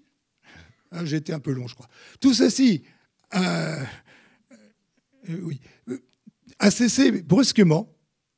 Et avec Cathy, oui, là, en fait, je parle en mon nom et en celui de mon épouse, Catherine Orliac, avec qui j'ai partagé tous ces joyeux moments depuis 1977. Bon. Et qui n'a pas pu être là ce soir. Donc, Catherine, a étudié au cours de 2 missions, de 2 mois, subventionnées par le ministère des Affaires étrangères, a étudié la flore de l'île de Pâques, non pas par les pollens, comme le font en général les botanistes, mais par les restes de végétaux carbonisés, qui se comptent par des dizaines de milliers. Et où on les a trouvés, ces restes de végétaux? Dans des milieux bien clos, c'est-à-dire dans des fours culinaires. C'est le bois qui avait servi à faire la cuisine, à faire chauffer les pierres pour cuire la cuisine, et bien clos et bien daté. Et là, ce n'est pas des bouts de bois qui peuvent venir, comme les pollens, excusez-moi, qui peuvent venir de n'importe où des pentes, comme ça a été fait, comme toutes les études botaniques ont été faites sur l'île de Pâques, c'est-à-dire d'après les pollens, au fond des lacs de cratères, ce qui est une très bonne chose quand ce n'est pas des lacs de cratères. Étudier le pollen des fonds de lacs, c'est très bien. Mais sur les lacs de cratères, faire des sondages à l'aveuglette, comme ça, sans connaître la stratigraphie, moi, ça me paraît d'une difficulté extrême. Je suis stratigraphe, je suis désolé. J'ai fait ça pendant presque toute ma vie. Et bon, nous avons préféré, c'est un choix qu'on a fait déjà à Tahiti, nous avons préféré travailler sur les combustibles. Les gens ont ramassé des petites brindilles. Ils n'ont pas coupé des gros bouts de bois comme ça pour faire leur cuisine. Non, ils ont envoyé les enfants ramasser des petites brindilles et puis faire le feu avec ça. Et ce qui est tout à fait étonnant, c'est qu'on a montré qu'avant 1750, la végétation... Attention, nous avons fouillé de l'île de Pâques en 2 fois 2 mois, on va dire en tout, 8 mètres carrés de structure de combustion. Bon, j'ai fait au moins de 400-500 sondages à l'intérieur pour trouver les emplacements favorables, où il y avait du charbon, où il y avait de la stratigraphie, etc. Mais ça ne représente rien. Mais rien de l'île de Pâques. C'est-à-dire ça représente éventuellement un potentiel. Là, ce que je vous montre, l'image que je vous montre, elle a été faite grâce aux photos de M. Buteau, qui est botaniste, un vrai botaniste, bon, et qui nous a donné des photos de tous ces végétaux. C'est les végétaux que moi j'ai fréquentés pendant 17 ans sur les premières pentes de Tahiti. C'est-à-dire que tous les végétaux ligneux de l'île de Pâques proviennent de Tahiti, sauf le jubéa, le palmier, ce qu'on appelle le palmier des Pasquans. Vous le voyez là, qui a sous l'étiquette avant 1650, vous reconnaissez bien le palmier. Bon, celui-là vient du Chili. Mais tous les autres végétaux, je dis bien tous, proviennent de la Polynésie tropicale. Et alors, ça permet de les comprendre tout de suite. Ils proviennent de la Polynésie tropicale, ils viennent d'un endroit beaucoup plus humide et beaucoup plus chaud. À l'île de Pâques, on est au 17e degré sud. Bon, il fait au 27e, pardon, au 27e. Tahiti, c'est le 17e. On est donc beaucoup plus bas, il fait beaucoup plus frais. Il peut faire 7 degrés. À Tahiti, vous ne verrez jamais 7 degrés. Hein. Bon. 11 degrés, mauvais hiver, 11 degrés. Donc, vous voyez que les végétaux tropicaux qui sont arrivés là, avec beaucoup de difficultés, vous avez vu pourquoi tout à l'heure, sont sur le fil du rasoir. C'est-à-dire qu'il suffit qu'il y ait un petit déséquilibre ou en froid ou beaucoup plus facilement en sec pour que tout s'effondre. Et là, il y aura un effondrement.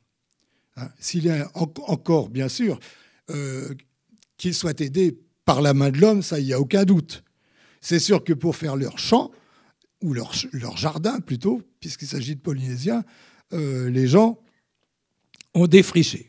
Mais en tout cas, il y a un effondrement subite, c'est-à-dire qu'avant 1650, vous avez ce minimum de diversité végétale, minimum parce que je vous ai dit que la surface exploitée était ridicule. Et ce qui est sûr, c'est qu'après 1650, on ne trouve plus que ces 1, 2, 3, 4, 5, 6 végétaux. Voilà. C'est ce qui a survécu de la flore ligneuse autochtone. Vous voyez ? Et grâce à ces analyses, Catherine a pu donc ajouter un grand nombre de taxons, c'est-à-dire d'espèces ou de genres, à la flore de l'île de Pâques. Et je vous dis, c'est un début. Si on fouillait 10 fois plus, il y a des chances pour qu'on trouve peut-être pas 10 fois plus de végétaux, mais au moins 5 fois plus. Je vous rappellerai simplement que sur les premières pentes de Tahiti, d'où proviennent ces végétaux, il y a 300 ligneux différents. Et que potentiellement, à l'île de Pâques, il peut y en avoir au moins une centaine. Et voilà, parce que voilà le paysage que les Européens ont rencontré en 1722, c'est-à-dire Walou. Rien du tout. Voilà. Oui, et là, la citation est très bonne, vous voyez, pas un seul arbre pouvant couvrir un homme de son ombre. Alors ça, je pense que c'est les forceurs qui ont écrit ça, les gens du voyage de Cook en 1774. Mais en 1722, Roggeveen a constaté la même chose. Il a cru, comme on était en été là-bas, 5 avril, hein, bon, il a cru, voyant l'île de loin, que l'île était faite de sable. Mais en s'approchant un peu, il a vu que c'était la végétation calcinée, en fait, qui était cuite par le soleil, que c'était de l'herbe jaune. Voilà. Bon. Alors, les Polynésiens, bien sûr, ils se sont aperçus, comme nous, de la disparition de ces ligneux, dont, à mon avis, ils n'étaient pas responsables, mais ça, on pourra en parler après. Et ils ont su, parce qu'au cours de leur longue traversée du Pacifique, ils avaient eu l'occasion d'apprendre ces choses. Et ils ont su le faire par les tapis d'herbe répandus sur les cultures, qui permettent aux plantules de pousser suffisamment haut et surtout suffisamment bas pour aller chercher l'eau. Hein. Ces épandages d'herbe vus en particulier par la Pérouse. Oui.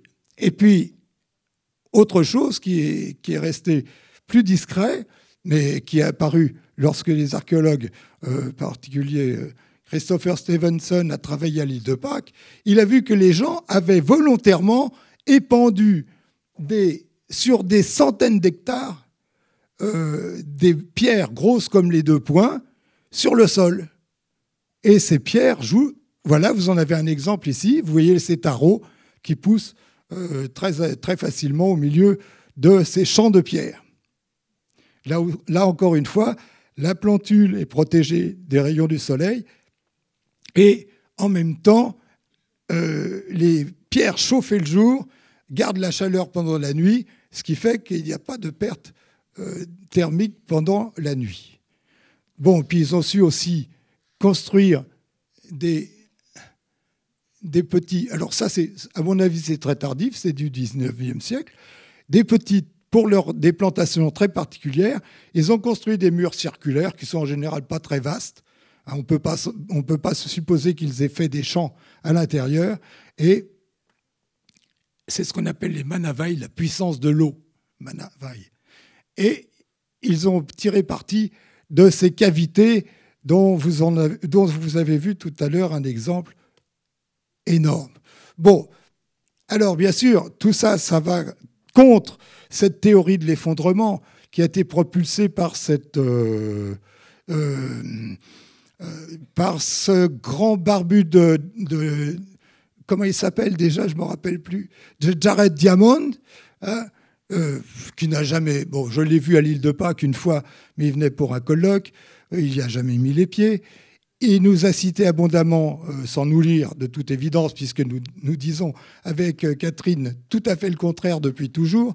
Nous ne croyons pas au rôle prépondérant de l'homme dans la disparition de ces végétaux. Nous pensons que, bien sûr, leur exploitation du milieu a joué en défaveur de la végétation, mais qu'ils ne sont pas responsables.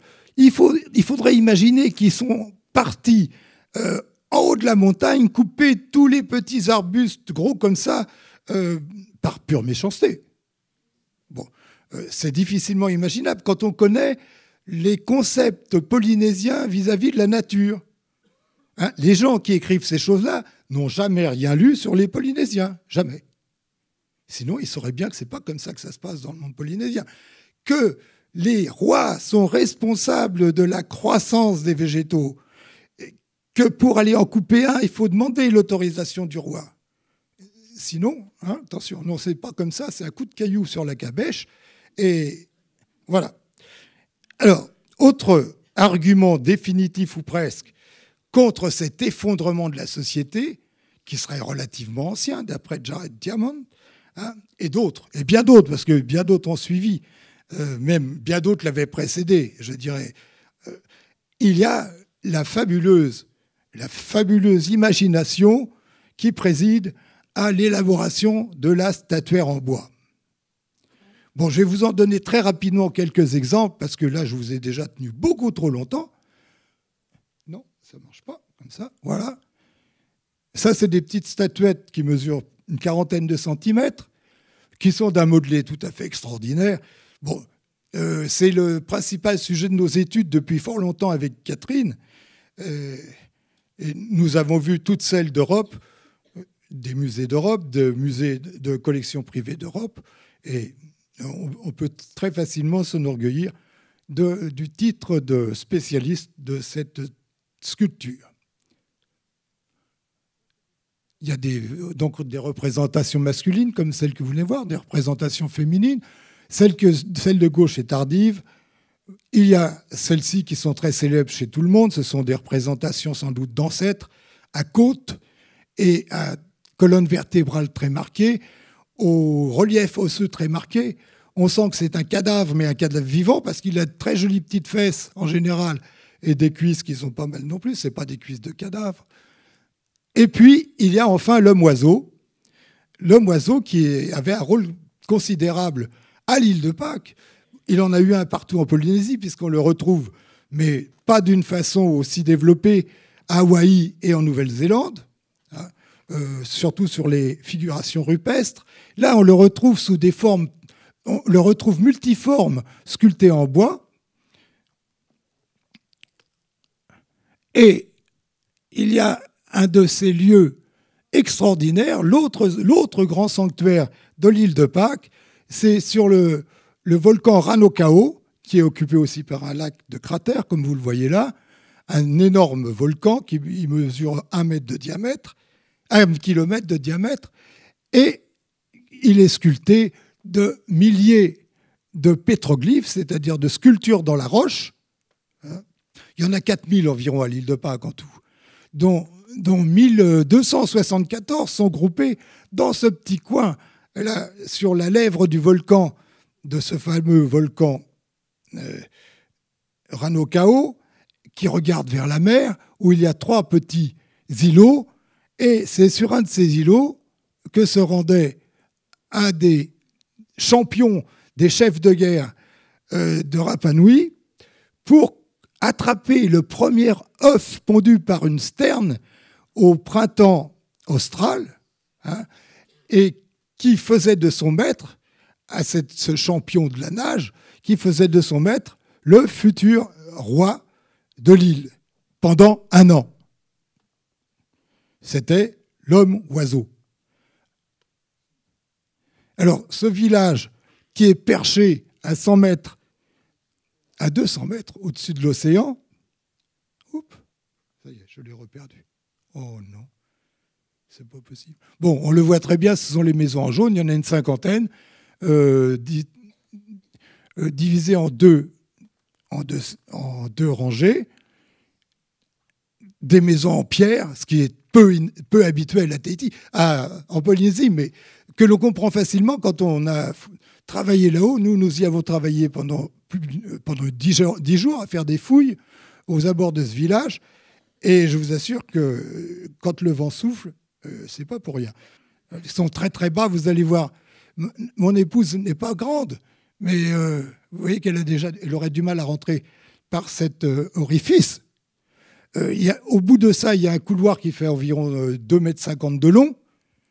Et puis là, il y a une petite salle qui est adossée à la paroi naturelle, qui parfois est parmentée, mais pas toujours. Mais souvent, si, il y a des grandes plaques de cette blenmorite schistoïde qui sont parfois peintes. Et c'est là où les gens se réunissaient quand ça soufflait dehors ou pendant la nuit. Oui, je me dépêche, t'inquiète pas. Tiens, si ça veut bien le faire. Mais ça va, j'ai compris. Et la chose la plus extraordinaire, peut-être, et qui montre que cet effondrement n'a jamais existé que dans l'esprit de certains qui ne connaissent absolument pas l'île de Pâques, c'est que dans ces périodes maudites de la fin du XVIIIe, même on peut dire à partir de la fin du XVIIe, jusqu'à l'arrivée des missionnaires, ou même un peu avant, les gens connaissaient une écriture, la seule connue en Polynésie. Et on la connaît, ce système de notation, cette écriture. Je crois qu'on peut dire écriture. J'ai des scrupules des fois, mais on peut dire écriture, d'après mes collègues linguistes. On la connaît sur, vous voyez, ça c'est 20 cm là, c'est pas grand, sur 25 supports, même un peu plus, si on compte ceux où ils n'apparaissent que, non, 25 supports. Bon, c'est peu, mais on a eu beaucoup de chance de préserver ces supports. Mais je vais préserver cette... Et alors vous voyez que c'est un système excessivement élaboré. Ces signes que vous voyez là, qui sont d'une précision extrême, ils ne mesurent souvent pas plus d'1 centimètre de haut. Mais essayez de dessiner quelque chose d'1 centimètre de haut avec cette précision. Vous allez voir, c'est une science. Là, c'est même pas du dessin, c'est autre chose. Il faut avoir ça au bout des doigts. Vous dessinez pas, vous gravez pas, vous faites pas ça avec un stylo, avec une plume doigt. Non, vous avez un petit bout de silex, non pas de silex, d'obsidienne, et vous sculptez. D'abord, vous faites le trait du contour de ces signes, et ensuite vous délimitez, vous creusez, on peut le dire, vous sculptez son contour à l'aide de petites esquilles jointives ou sécantes qui mesurent 0,2 de millimètre. Vous voyez un peu la pression. Bon, alors certains ont dit, certains qui n'ont jamais regardé les choses de près, ont dit que c'était fait avec des dents de requin comme ça. Non, c'est pas fait avec des dents de requin. Alors, ça peut être fait avec des dents de requin comme ça, en coupant gentiment, mais pas crac, crac, crac. Hein, bon, voilà. On va s'arrêter là, si vous voulez bien. Ça, c'est la preuve définitive du non-effondrement de la société pasquane. Je ne vous parlerai pas de cette tragédie, parce que je ne voudrais pas attrister mon discours, hein, surtout qu'il est très tard. Bon, mais le véritable effondrement de la société pasquane, ça a été l'arrivée des Européens. S'il y en a eu un avant, créé par des causes climatiques, il était surmonté. Les Pasquins, ils surmontent tout. Ils ont même surmonté notre présence. Hein, c'est extraordinaire. Il faut le faire. Il y a des tas de gens qui n'ont pas pu le faire. Hein. Ailleurs, en Polynésie, en général, ils n'ont pas pu le faire. Alors, mais ça ne les empêche pas de s'être convertis massivement en 1868. Ils étaient tous convertis. Et de rejeter, bien sûr, forcément, de rejeter leurs anciennes croyances, ce qui en a fait des ersatz de Rapa Nui, mais à nos yeux à nous, pas à leurs yeux à eux. Attention, c'est là où on se trompe, nous autres, les Européens, fiers de nos savoirs et de nos cultures. Hein. Eux, ils n'ont pas l'impression d'avoir trahi qui que ce soit, ni leur culture, ni quoi que ce soit. Ils se sont adaptés et ils réinterprètent tous les anciens mythes et une partie de leur sculpture, d'une façon très malhabile, bien sûr, et sans aucune créativité, à nos goûts. Ils ont adapté ces choses-là à nos goûts, plus ou moins. Bon, je vais en terminer avec si j'y arrive, la dernière. Parce que Jared Diamond, etc., Paul Bann, John Flanley, qui sont les tenants de ces théories catastrophistes, qui sont d'ailleurs propulsées par la plupart des anglo-saxons, et qui sont terriblement pessimistes, ont considéré l'île de Pâques comme un résumé de l'histoire de notre planète. Alors, bien sûr, c'est séduisant. Hein, mais si vous voyez bien la réalité, ils verraient qu'à partir des 111 Pasquans, dont 70 adultes, de 1877, et alors là, il y a un décompte très précis. On les a comptés un par un. C'est pas comme avant, on disait, oh, des Pasquans, il y en a 3000, oh, il y en a 2000. Non. Non, là, on les a comptés, c'était facile. Hein. Compter 111 personnes, c'était pas difficile. Bon. Eh bien, en 1877, je vous rappelle que ces gens étaient sur l'île 111, avec les petits-enfants. Et maintenant, ils sont je ne sais pas combien, on va dire 2000, qui peuvent se réclamer vraiment d'une origine pasquane. Sur plus de 6000, j'ai mis 6000 pour être modeste, il y en a peut-être 8000 actuellement. Parce que le tourisme, vous voyez, il y a beaucoup de touristes à l'île de Pâques, le tourisme aidant, ça a provoqué une richesse inespérée sur l'île. Et ça fait arriver, comme il n'y a pas de différence de statut entre l'île et le Chili, à laquelle elle appartient depuis 1888, hein, les Chiliens continentaux peuvent venir s'installer à l'île de Pâques. Alors bien sûr, ils n'ont pas le droit d'acheter de terre, etc. Ça, c'est vrai dans beaucoup d'endroits de Polynésie en général. Mais, sauf s'ils se marient avec une Pasquane. Alors bien sûr, leurs enfants peuvent hériter des terres. Mais ils peuvent louer pendant 100 ans une terre. Et vous voyez bien qu'il y a à peine 50% de gens, il y a, je dirais 40%, de gens qui peuvent se réclamer d'une origine Rapa Nui, c'est-à-dire pasquane. Et vous voyez bien que dans le jeu démocratique, à quel point ils sont défavorisés. Ils n'ont plus la parole chez eux. Bon, ça s'est produit dans beaucoup d'endroits. Nous, en Calédonie, on a fait du peuplement intensif après la guerre d'Algérie, avec les Corses, avec tout ça. Bon, pour essayer de rétablir la situation, puisque au point de vue démographique, ça devenait à peu près équivalent. Bon, à l'île de Pâques, bien sûr, ceux qui se réclament d'une autochtonie sont pires que tristes de cette situation, parce qu'ils ont perdu la voix chez eux. Voilà. Mais on aurait pu penser qu'à partir de ces 111, de 1877, la population allait s'éteindre. Eh bien, pas du tout. Je vous assure qu'ils sont pleins de vigueur, pleins de vie. Ils sont très rigolos, les Pasquans. Ils sont pas...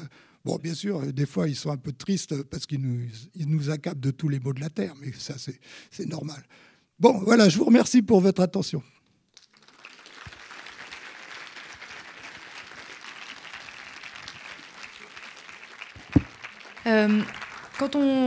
Ça va être sur la colonisation, le début de la colonisation de l'île. On imagine souvent la colonisation d'une île, surtout quand elle est éloignée, comme un processus qui va d'un point A à un point B, qui va dans une seule direction et qui arrive qu'une seule fois. Et donc ma question, est-ce qu'on sait si il y a eu plusieurs événements de colonisation ou est-ce que c'est un événement unique et est-ce qu'il y a eu des retours en arrière? Merci. Des retours en arrière, non.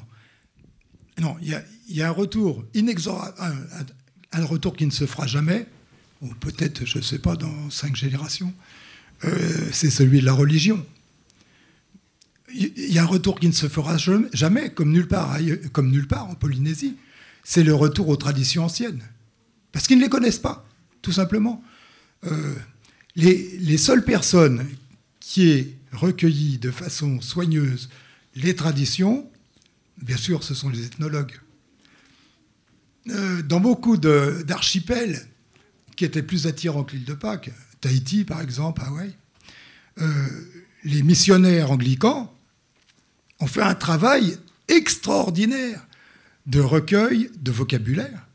Pour Tahiti, on a un livre qui a été élaboré par les missionnaires dans leurs premières années, c'est-à-dire à partir de 1797, un dictionnaire de plus de 15 000 termes, dont beaucoup de termes sont déjà des fossiles, parce qu'ils correspondent à des activités que plus personne ne pratique aux îles de la Société, tout simplement parce que les gens ont abandonné les outils en pierre.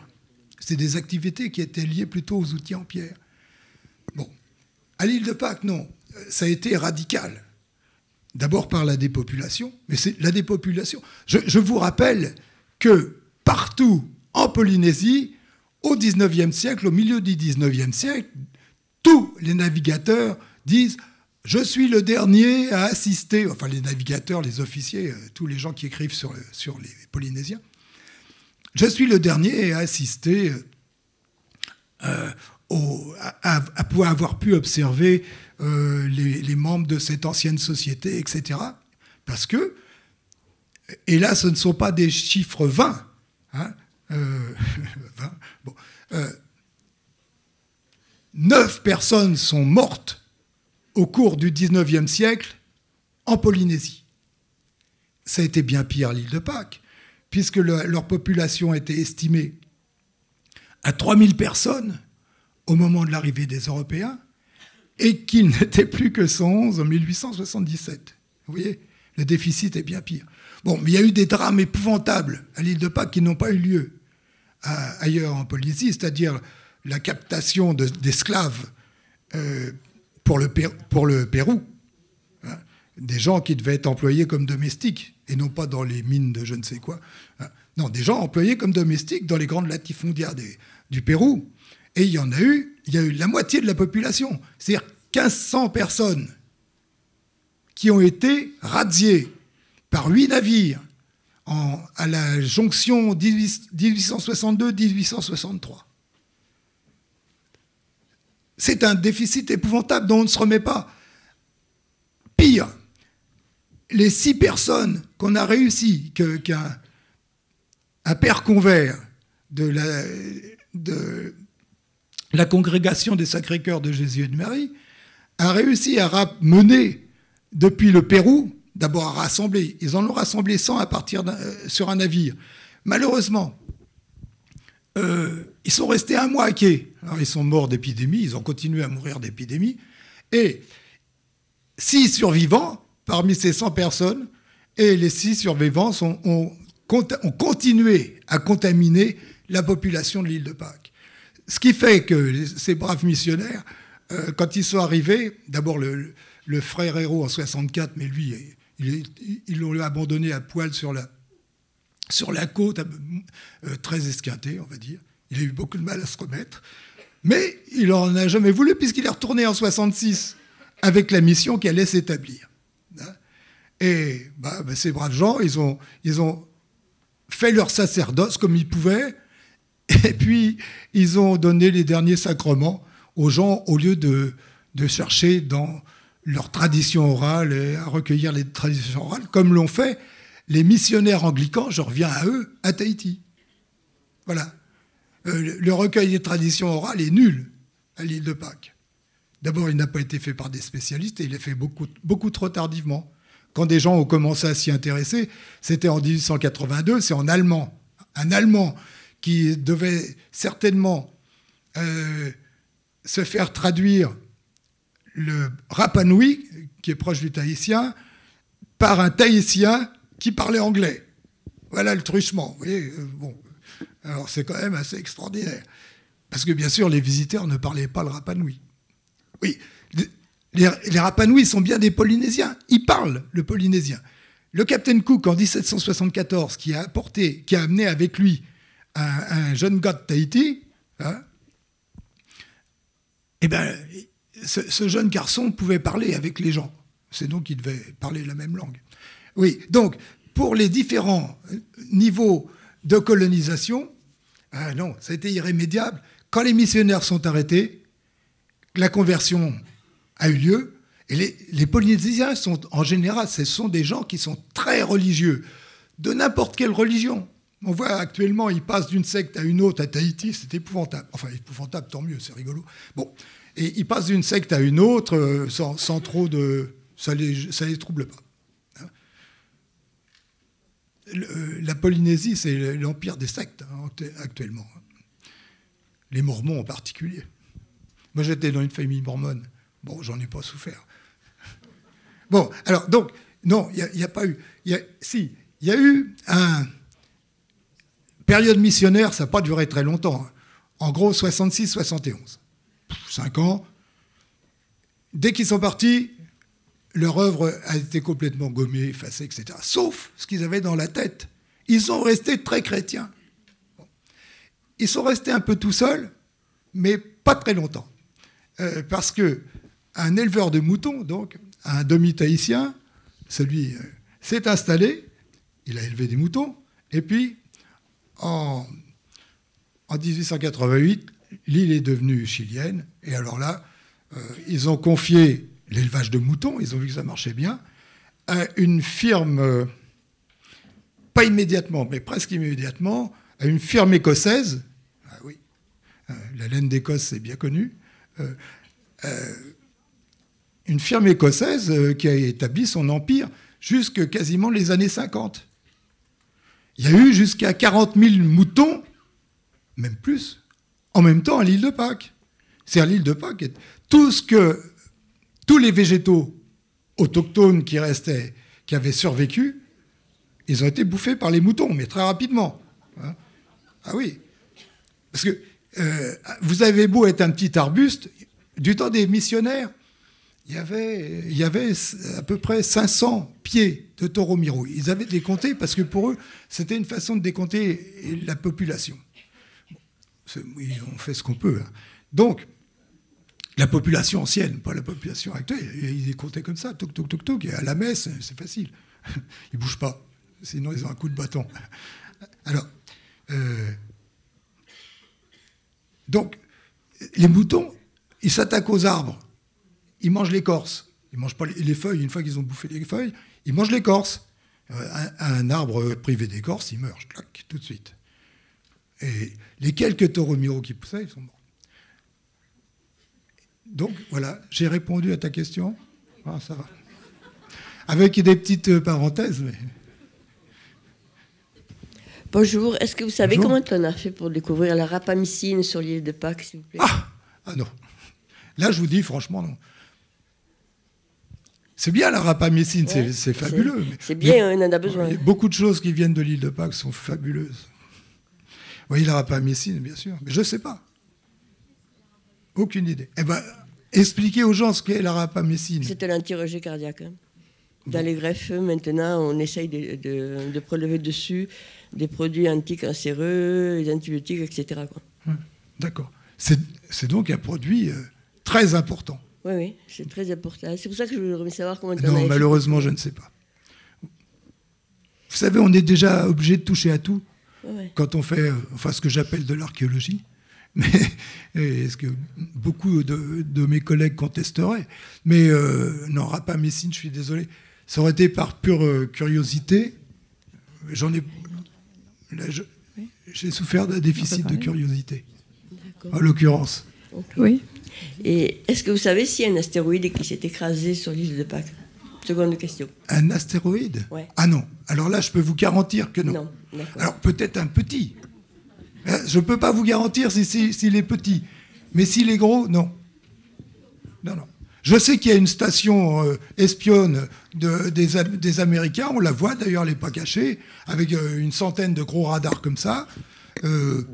Mais c'est tout.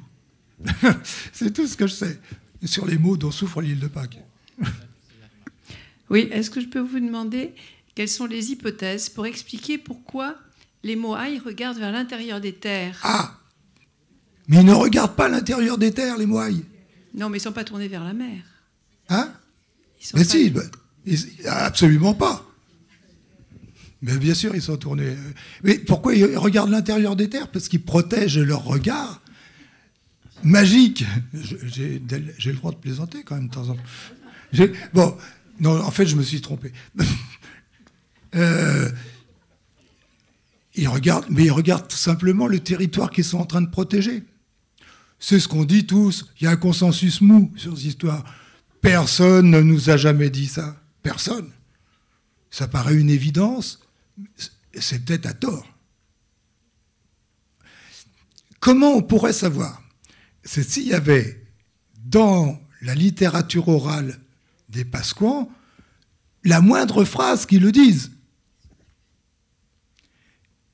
Sur les Moaïs, vous voyez, c'est quand même quand ces grandes statues, dont certaines mesurent 10 mètres de haut, bon, elles ne sont pas nombreuses, hein, il y en a 2 ou 3 qui mesurent dans ces eaux-là.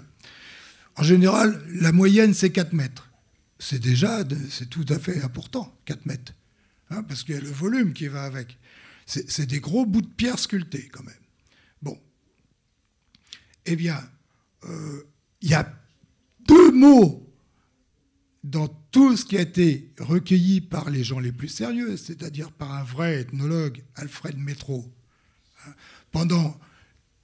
Il est resté un peu moins d'une année, mais au bout de quelques mois, il disait « j'en ai assez de ces Pasquans, ils racontent toujours la même chose, je retombe toujours sur les mêmes histoires ». Bon, alors, il a recueilli de façon très précise tout ce qu'on lui avait dit, en pasquan, traduction anglaise, qui est d'ailleurs souvent mauvaise, bon, peu importe. En tout cas, concernant ces statues qui pourraient être très envahissantes dans les textes, il y a 2 phrases. 2 phrases. Une sur leur renversement, une sur leur transport. On dit qu'elles allaient depuis le sanctuaire jusqu'à leur lieu de destination debout. Donc, il y a des dingues d'archéologues qui s'évertuent à faire marcher ces pauvres bêtes sur leur tronc. C'est des hommes troncs. Hein. Bon. Bon, c'est absurde, ça ne tient pas debout. C'est le cas de le dire. Ah, voilà. Et puis, concernant l'arrêt de la carrière, l'arrêt de la sculpture des statues dans le sanctuaire, dans ce qu'on peut appeler une carrière, dans ce cas-là, si on spécifie bien les choses. Eh bien, on dit, la tradition orale dit qu'une sorcière aurait été fâchée qu'on ne lui donne pas la pince d'une langouste, les langoustes n'ont pas de pince, entre autres, bon, qu'elle avait demandé. Elle demandait juste, un pêcheur avait attrapé une grande langouste, elle demandait juste la pince de la langouste. C'est-à-dire une patte, sans doute, puisque les langoustes n'ont pas de pince. Eh bien, comme on lui a refusé, paf, elle a jeté un sort, et toutes les statues ont cessé d'être tirées de la carrière, de ce qu'on va appeler la carrière, momentanément. Voilà, j'ai répondu à vos questions. Oui. La dernière question. Bonjour. Est-ce que les rongo-rongo, les écritures et les formes des écritures sont les mêmes que celles qu'on trouve sur les pétroglyphes? Ah, pas du tout. Pourquoi? Il y a 4 mondes de représentation très différents. La statuaire en pierre, qui ne ressemble absolument pas à la statuaire en bois. La statuaire en bois ne ressemble absolument pas au rongo-rongo, qui ne ressemble pas du tout aux pétroglyphes en général. C'était certainement des prêtres qui avaient des fonctions très particulières, qui dessinaient ces choses diverses et qui sculptaient ces choses diverses. Aucune idée. On ne sait pas encore les traduire.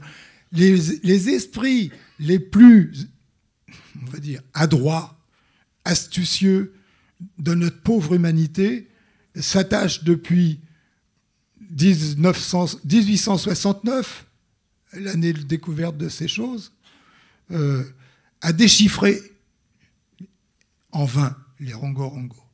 Ce qu'ils ont su remarquer, c'est que sur les différents supports, je vous rappelle qu'il y en a 25, sur les différents supports, on trouve des fragments de texte absolument identiques. Bon, mais pour l'instant, on va plus loin, pas beaucoup plus loin. J'ai un ami russe, vous savez à quel point les Russes sont forts en linguistique,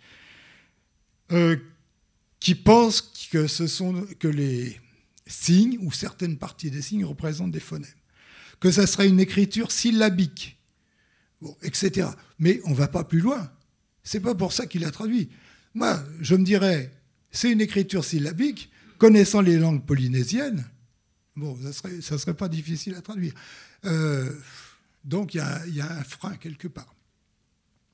Ensuite, il existe, et ça on le sait de façon sûre dans d'autres archipels, une langue ésotérique, comme dirait ce brave Loti, qui n'est connue que par les spécialistes des choses religieuses, c'est-à-dire les grands prêtres.